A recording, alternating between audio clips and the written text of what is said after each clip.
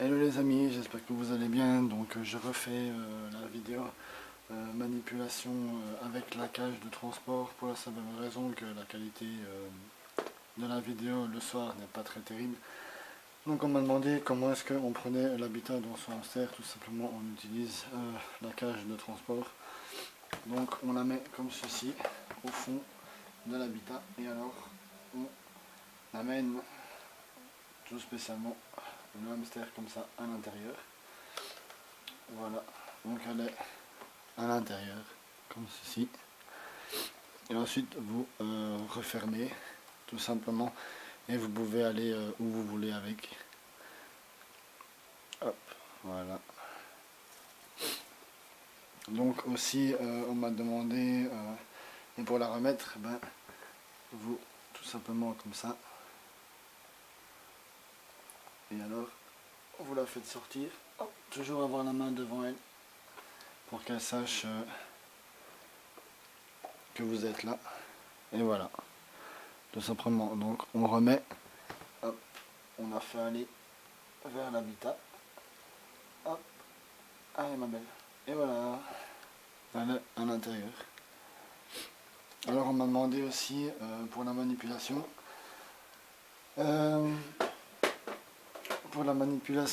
si elle sautait, donc vous la manipulez tout simplement devant l'habitat. Donc si elle saute, elle sera elle sera pas tombée, donc elle tombera directement dans l'habitat. Donc vous l'attrapez, hop, comme ça, et vous faites l'escalier tout simplement pour éviter qu'elle vous morde ou tout simplement pour éviter qu'elle tombe tout simplement, et vous la déposez comme ça et toujours la main dans l'habitat, hop, comme ça si elle saute aussi vous avez plus facile à la redéposer. Hop, donc vous la prenez, hop, et tout de suite ouvrir la main et voilà, comme ça évite qu'elle ne tombe.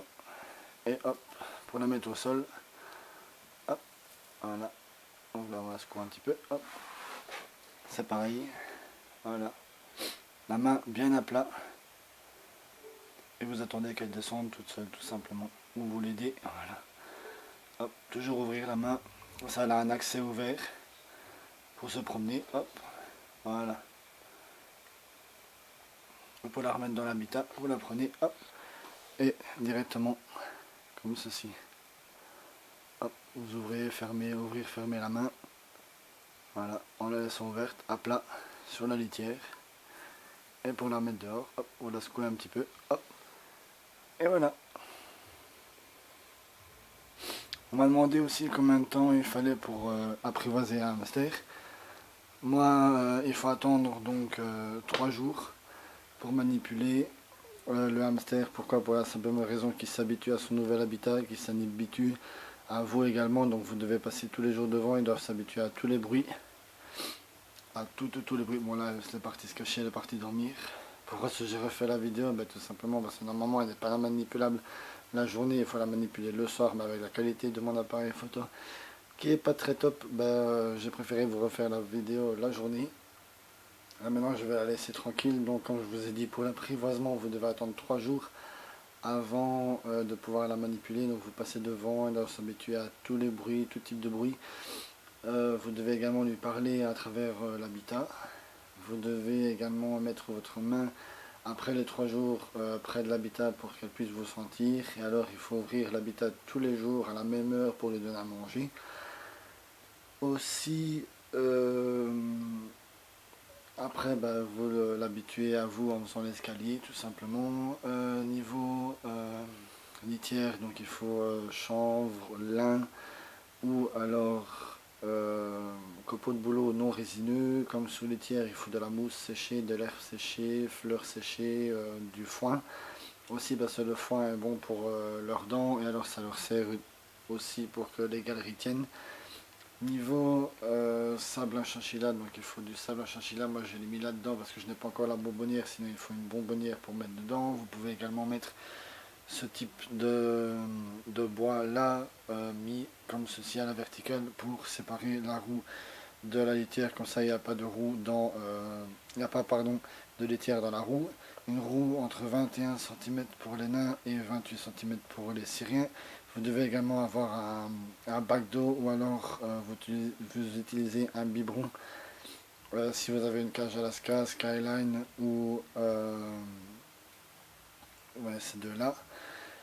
Vous devez aussi avoir une petite maisonnette en bois qui n'a pas de fenêtre parce que la mienne j'en avais une et malheureusement bah, elle s'était coincée la tête dedans. Donc si elle se coince la tête dedans, vous devez la faire tourner tout doucement pour qu'elle puisse sortir d'elle-même. Alors vous la prenez vers vous et vous la remettez directement dans l'habitat pour la laisser tranquille. Pour qu'elle se remette de ses émotions, vous lui donnez à manger et à boire. Niveau litière, il faut 15 cm voire plus parce que j'en ai vu où il y avait 15 cm ou plus dans un habitat en plexiglas et en bois, il y avait 40 cm de litière à l'intérieur. Il faut la nourrir tous les 2 jours pour un type d'habitat comme ça. Donc moi j'ai j'ai un bac de rangement avec un grillage comme ceci. Pour ce type d'habitat là ou les grands cages, il faut les faire une fois semaine, donc retirer la première couche de litière et les coins pipi. Maintenant, si elle fait dans le sable à chinchilla, vous enlevez juste le sable à chinchilla, vous le changez tous les jours. Ou alors, si elle fait au même endroit, vous retirez le sable à chinchilla, vous le mettez ailleurs. Comme ça lui fait son coin pipi au même endroit. Et alors, là, changer le bac de rangement ou la cage tous les 2 mois. Moi, c'est ce que je fais avec Maya. Donc ici, elle est née le 26 avril 2020, donc elle a eu 9 mois. Et bah, elle est toute seule, elle est tranquille, elle est au calme. Niveau pièce, il faut une pièce entre 18 et 25 degrés.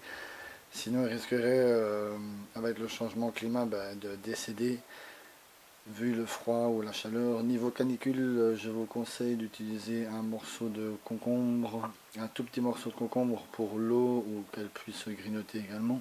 De la carotte également aussi. Et vous pouvez mettre également une assiette au frigo et alors vous le mettez au soir tout au fond de l'habitat. Pourquoi? Pour la simple bonne raison qu'au moins le hamster a quelque chose pour se protéger de la chaleur, ou alors vous mettez une bouteille d'eau au congélateur, vous l'enroulez dans un essuie et alors à ce moment là vous le mettez aussi près de l'habitat, pas dedans mais tout près, pour que le hamster ait un endroit de fraîcheur.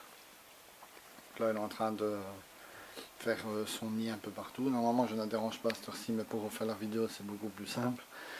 Et alors donc comme je disais, il faut la manipuler tous les jours, tous les soirs à la même heure, il faut lui donner à manger à la même heure.